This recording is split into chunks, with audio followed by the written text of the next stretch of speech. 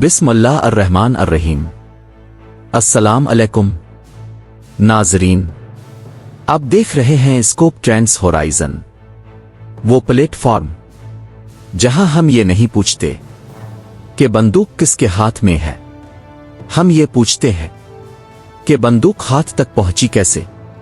क्योंकि हर शिद्दत पसंद किसी नजरिए से पहले एक इंसान होता है और हर इंसान किसी न किसी दिन टूटा होता है। आज की किस्त इसी टूट फूट के अंदर झांकती है।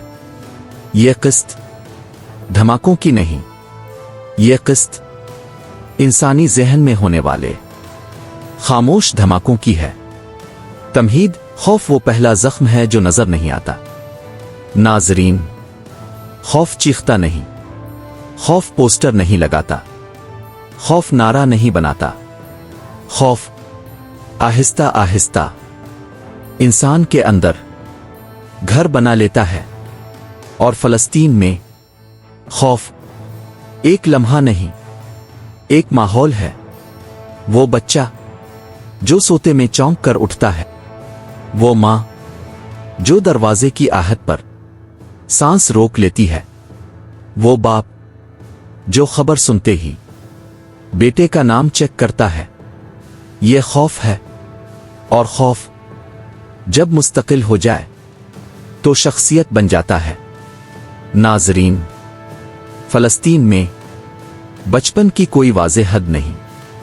यहां बच्चा खिलौनों से पहले चेक पोस्ट पहचानता है। यहां नींद बमों के बीच ली जाती है। यहां स्कूल सिर्फ तालीम नहीं, ये पनाहगाह भी होता है। जब बच्चा बार बार देखता है कि ताकत इंसाफ नहीं लाती, तो वो एक सबक सीखता है। ताकत ही ज़बान है। ये सबक किताबों में नहीं होता, ये तजर्बे में होता है। नाजरीन, दुनिया समझती है कि सदमा एक वाकया होता है। फलस्तीन में सदमा एक तसलसल है। दादा ने जला वतन होते देखा, बाप ने कब्जा झेलता देखा, बेटे ने मुहासरा जिया। ये सदमा सिर्फ याद नहीं रहता, ये शनाख्त बन जाता है। और जब शनाख्त दर्द पर खड़ी हो तो रद्दअमल नागुज़ीर हो जाता है। नाजरीन, हर जुल्म शिद्दत नहीं पैदा करता। शिद्दत तब पैदा होती है जब जुल्म के बाद खामोशी आ जाए, जब कोई ना सुने, जब कोई इंसाफ ना आए, जब कोई उम्मीद बाकी ना रहे। तब इंसान अपनी आवाज खुद बनाता है, और अक्सर ये आवाज तशद्दुद में बदल जाती है। शिद्दत पसंदी पागलपन नहीं, ये नजरअंदाज किए गए इंसान की चीख है। नाजरीन, लोग समझते हैं कि शिद्दत पसंदी नजरिए से आती है, ये आधी सच्चाई है। असल में शिद्दत पसंदी 3 मराहिल से गुजरती है। 1 जिल्लत, 2 गुस्सा, 3 मकसद।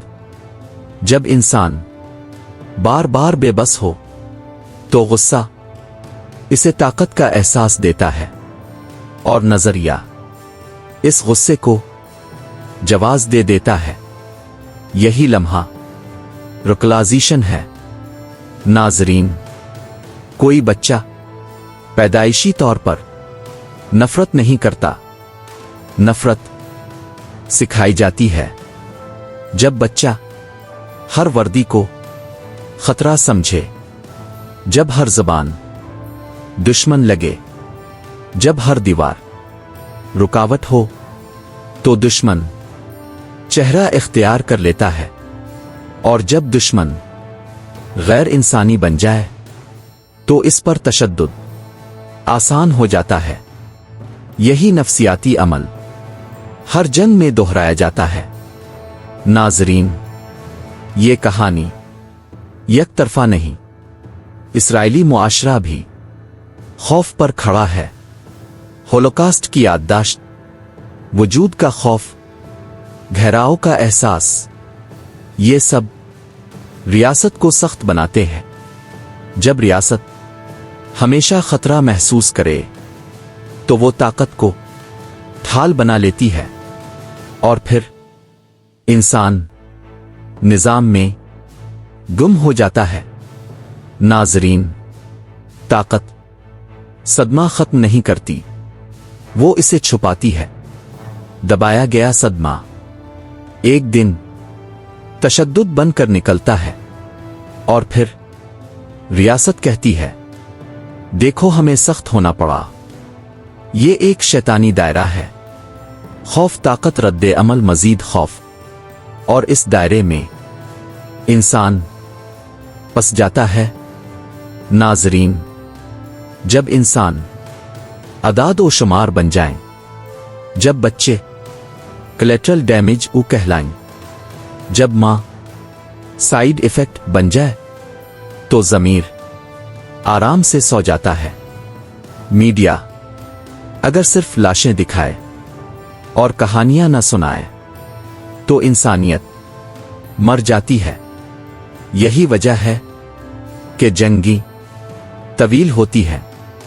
ناظرین، شدت بندوق سے ختم نہیں ہوتی، یہ بم سے نہیں مرتی، یہ تب ختم ہوتی ہے جب انصاف نظر آئے، عزت بحال ہو، آواز سنی جائے، جب انسان کو لگے کہ وہ غیر مری نہیں، ورنہ ہر ملبے سے ایک نیا غصہ جنم لیتا ہے۔